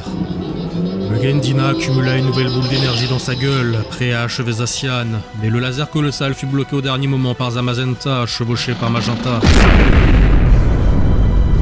Le loup au bouclier flancha alors, tandis qu'à son tour il semblait atteindre les limites de son endurance. Ils furent rejoints par Auréline et Beryl, ainsi que leurs monstres, l'espoir à présent absent de leurs esprits. Alors que tout semblait perdu et que Mugen Dina s'apprêtait à en terminer avec les misérables insectes qui avaient osé le défier, un impact léger l'interrompit sur son flanc. Minime, mais suivi d'un autre et d'encore un. Magenta, jusque-là focalisé sur le monstre, tourna les yeux vers la direction de l'attaque pour voir une foule de soldats et de monstres rassemblés. La masse hétéroclite comprenait aussi bien des militaires de Shyster que de Motorbay, et tous œuvraient de concert pour assaillir Mugendina de toutes parts. Chaque assaut, pris indépendamment, semblait insignifiant, mais leur multitude saturait la surface du dragon titanesque, le forçant à se recroqueviller. Mes soldats sont revenus. Pas seulement eux, ceux de Galen aussi. Ils sont tous là pour nous aider. Magenta quitta le dos de Zamazenta avec mèche, et le petit monstre de feu ajouta ses flammes à la pluie de projectiles en tout genre qui frappaient Mugendina. Cependant, malgré le retournement de situation, Beryl ne put s'empêcher d'être pris d'un élan de crainte en constatant que le monstre semblait recouvrer ses moyens suite à la surprise initiale. Ça ne suffit pas, il va riposter.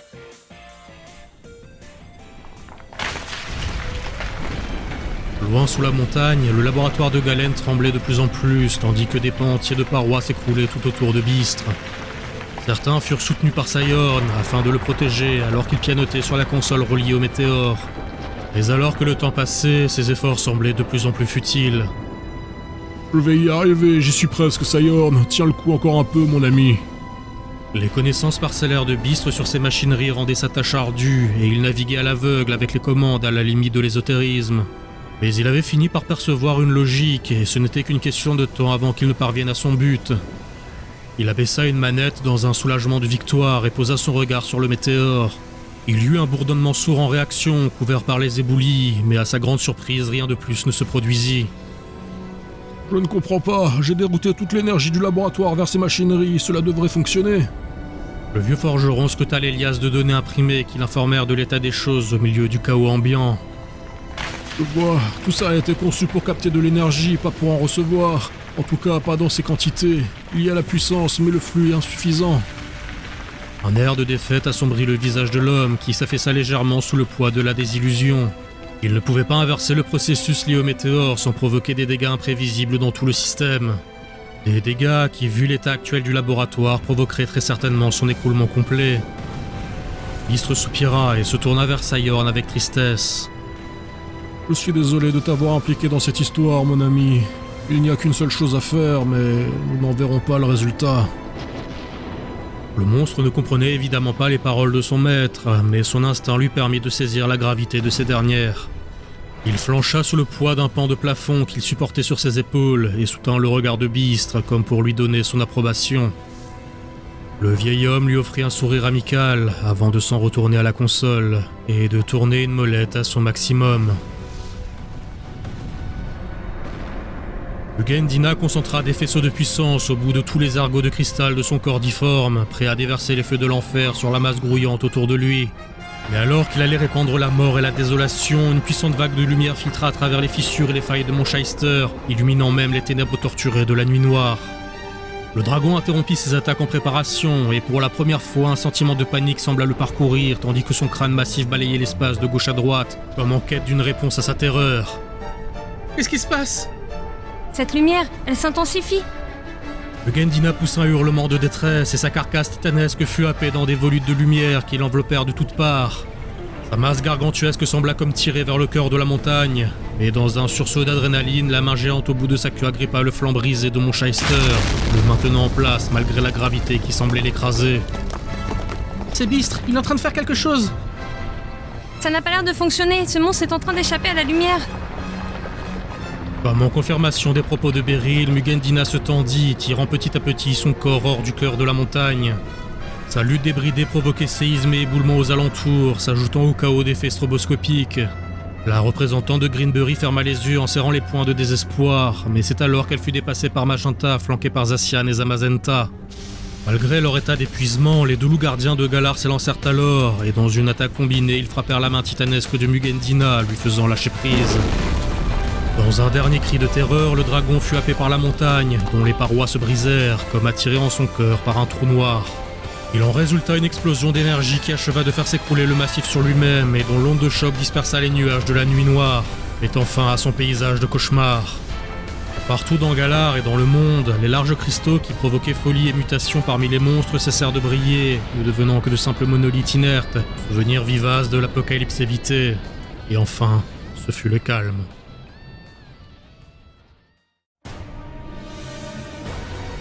À Cromlac, l'arme suprême semblait hors de contrôle. L'attaque de Mizugoro avait provoqué une réaction en chaîne et une bonne part des installations avaient disparu dans les abîmes avec Orvin. Titian parvint à grand effort à se tirer du précipice avec l'aide de son monstre, mais uniquement pour constater l'étendue des dégâts et ses forces qui continuaient de le quitter petit à petit pour alimenter la machine de mort. Dorian et Azur semblaient eux aussi désemparés, affectés comme tous ceux aux alentours par l'absorption d'énergie vitale de l'arme suprême. L'éclaireur tomba à genoux, rattrapé par Strike, qui subissait lui aussi le contre-coup de tout cela. On doit faire quelque chose, si elle ne nous pompe pas à mort, ce sera l'explosion qui nous tuera. Il faut atteindre la console où la balle origine a été insérée. Azur tourna son regard vers Titian en comprenant ce qu'il insinuait. Leur seul espoir était de retirer Voltal du système en espérant que cela stoppe la réaction en chaîne. Elle se redressa et se mit en marche, mais elle sentit alors comme une petite traction sur le bas de son kimono. Ka avait saisi le tissu entre ses mâchoires et tenté faiblement de la tirer en arrière, dans la direction opposée. Elle posa un genou à terre pour se mettre à son niveau et le caresser en tentant d'ignorer la douleur qui traversait tout son corps pour lui afficher un sourire. Je suis désolé, Ka. Je sais que tu as peur, moi aussi, mais je dois le faire. La petite créature bleue émit un glapissement de protestation, mais s'avéra trop faible pour stopper la jeune fille. Elle se retourna vers sa cible et se mit en marche en titubant, mais il ne lui fallut pas longtemps pour comprendre l'inanité de sa manœuvre. Elle tomba à genoux à mi-chemin, à bout de souffle, se rendant compte que sa perte d'énergie vitale s'accentuait au fur et à mesure qu'elle approchait de la console. Azur fronça les sourcils et dans un grognement se redressa, semblant lutter contre un vent contraire tandis qu'elle avançait. Son regard se porta sur sa main et elle constata avec horreur que sa peau semblait se calcifier et se craqueler. Sa vue se flouta et son sens de l'équilibre sembla dérailler quand elle se sentit tirée en arrière. C'est alors qu'elle comprit qu'elle avait été effectivement tirée en arrière par quelqu'un et elle tomba sur les fesses, le regard hagard. Titian avait pris sa place et il se dirigeait à présent contre force et marée vers la console. Titian, arrête! Si tu t'approches, tu vas être réduit en poussière! Ça n'avait pas l'air de te retenir, gamine. Il tourna vers elle son fameux sourire en coin, à la fois moqueur et confiant. Mais son visage était déjà parsemé de fissures et sa peau burinée troquait sa couleur vivide par la pâleur de la pierre. Il força encore sur ses jambes en refaisant face à son objectif et s'écroula sur la console à bout de force. L'homme observa sa main qui se rigidifiait à une vitesse exponentielle. Il grogna, comme pour se moquer de l'ironie de la situation. Lui qui avait toujours tout pris à la légère, sans se préoccuper du lendemain, se retrouva à se sacrifier pour une cause supérieure. Il y avait quelque chose de cocasse dans ce constat, quelque chose qui lui arracha un autre sourire. Avec un dernier effort, il arracha la balle de son écrin de métal, et, avec une soudaineté presque irréelle, tout se stoppa. Les convulsions de l'arme suprême se dissipèrent, et le grondement de tonnerre disparut, en même temps que les nuages noirs parcourus d'éclairs semblèrent se disperser dans le vent, comme si la nuit noire elle-même avait abandonné l'idée de maintenir le chaos. Dès l'instant où les effets de l'arme suprême furent stoppés, Azur s'élança vers Titian, tirant son corps inerte de la console pour l'allonger sur le sol. Elle fut rejointe par Dorian un instant plus tard, puis par les monstres. Le faible espoir de Dorian disparut quand il vit les larmes d'Azur teinter la pierre dans laquelle s'était mué Titian, son visage figé dans un sourire goguenard. La foule de monstres se fendit, et Mizugoro passa entre Latios et Latias avant d'abaisser son immense crâne vers le corps sans vie de celui qui l'avait sauvé et élevé. Il poussa le corps immobile de son museau à plusieurs reprises, comme pour tenter de le réveiller, avant de presser son large front contre lui, en fermant les yeux en silence, joignant ses larmes à celles d'Azur et des autres. Celle-ci ramassa la balle origine dans sa main et la serra avec peine. Pourquoi il a fait ça? C'était à moi de le faire. Je suis censé être Azur la sauveuse. Dorian passa son bras autour de son épaule et la laissa pleurer contre son sein, incapable de lui-même retenir ses larmes. Il y eut soudain une clameur parmi les monstres, à commencer par Bangiras, suivi de Strike, Latios et Latias, et enfin Ka. Chacun sembla se reculer en baissant la tête dans un acte de déférence muet, et le visage de Dorian se figea de stupeur.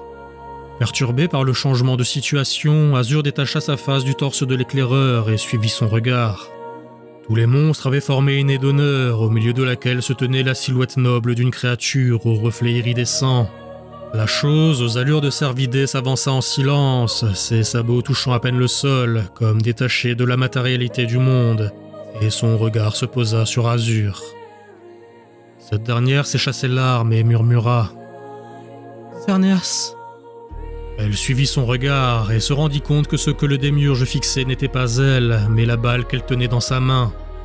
Elle l'observa, confuse, puis elle comprit. L'adolescente quitta les bras de Dorian, et ce dernier tenta de la retenir sans succès quand elle s'approcha de Xerneas en lui tendant la balle origine. Le dieu hocha lentement de la tête, ses rameaux parcourus d'un millier de couleurs reflétant la lumière du soleil comme un prisme.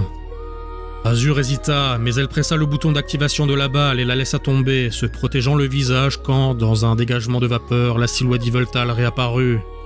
Paniqué, Dorian se rua vers elle pour la protéger, ou à minima tenter de le faire, mais il s'arrêta alors dans sa course à côté d'elle, quand il vit qu'elle semblait sereine. Les divinités de la vie et de la mort s'observèrent en silence, mais leur échange de regards sembla riche d'un milliard de conversations. Yveltal baissa alors la tête comme dans une courbette polie, puis il déploya ses ailes avant de s'envoler et de disparaître dans les cieux. Azur avala sa salive quand les yeux de Xerneas se posèrent à nouveau sur elle. L'adolescente se tendit et la créature ferma les yeux avant d'incliner la tête comme dans un remerciement. Elle tourna alors les talons avec grâce et s'éloigna, tandis qu'une brume ésotérique se levait entre les arbres pour l'engloutir. Toujours sous le choc, Azur continuait de fixer la forêt, alors même que l'étrange brouillard s'était dissipé aussi vite qu'il était apparu. Elle fut sortie de son état de transe par une toux grasse, suivie d'un grognement, et elle écarquilla les yeux quand Mizuguro se recula pour laisser apparaître un Titien se grattant la tête de manière confuse. « V'là la migraine, j'ai raté quelque chose ?» L'adolescente se jeta dans ses bras en pleurant, ce qui arracha une grimace de douleur et de surprise au déserteur ressuscité. Il tapota la tête d'Azur avec affection, juste avant que Khan lui saute sur le haut du crâne en piaillant de manière joyeuse et de recevoir un large coup de langue de Mizugoro qui lui arracha un fou rire. Quand il fut calmé, il déclama à moitié sérieux. « Bon, par contre, personne ne raconte cette histoire à Beryl, j'ai pas envie de mourir une deuxième fois. »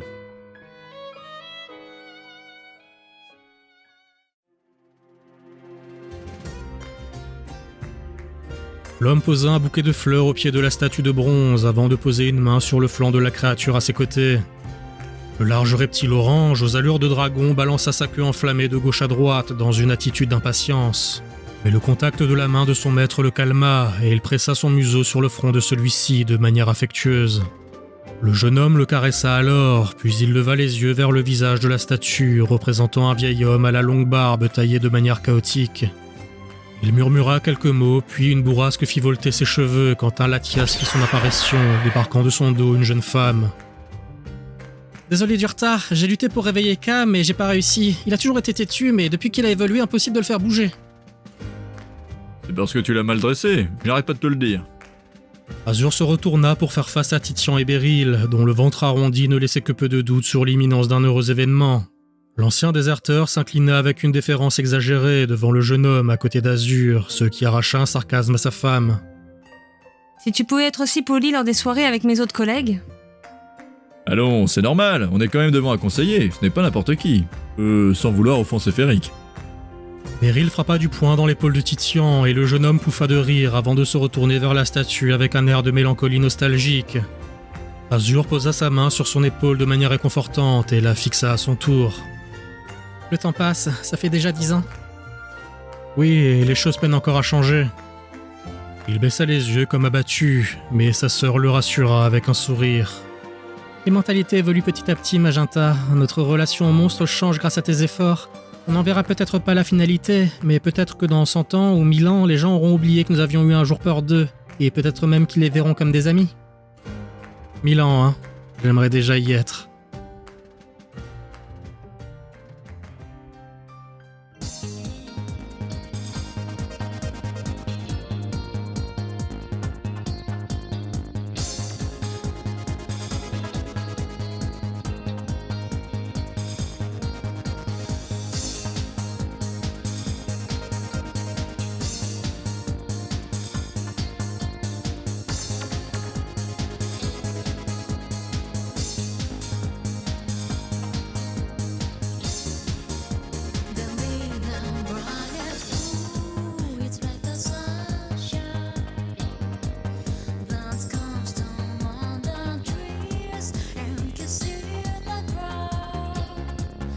See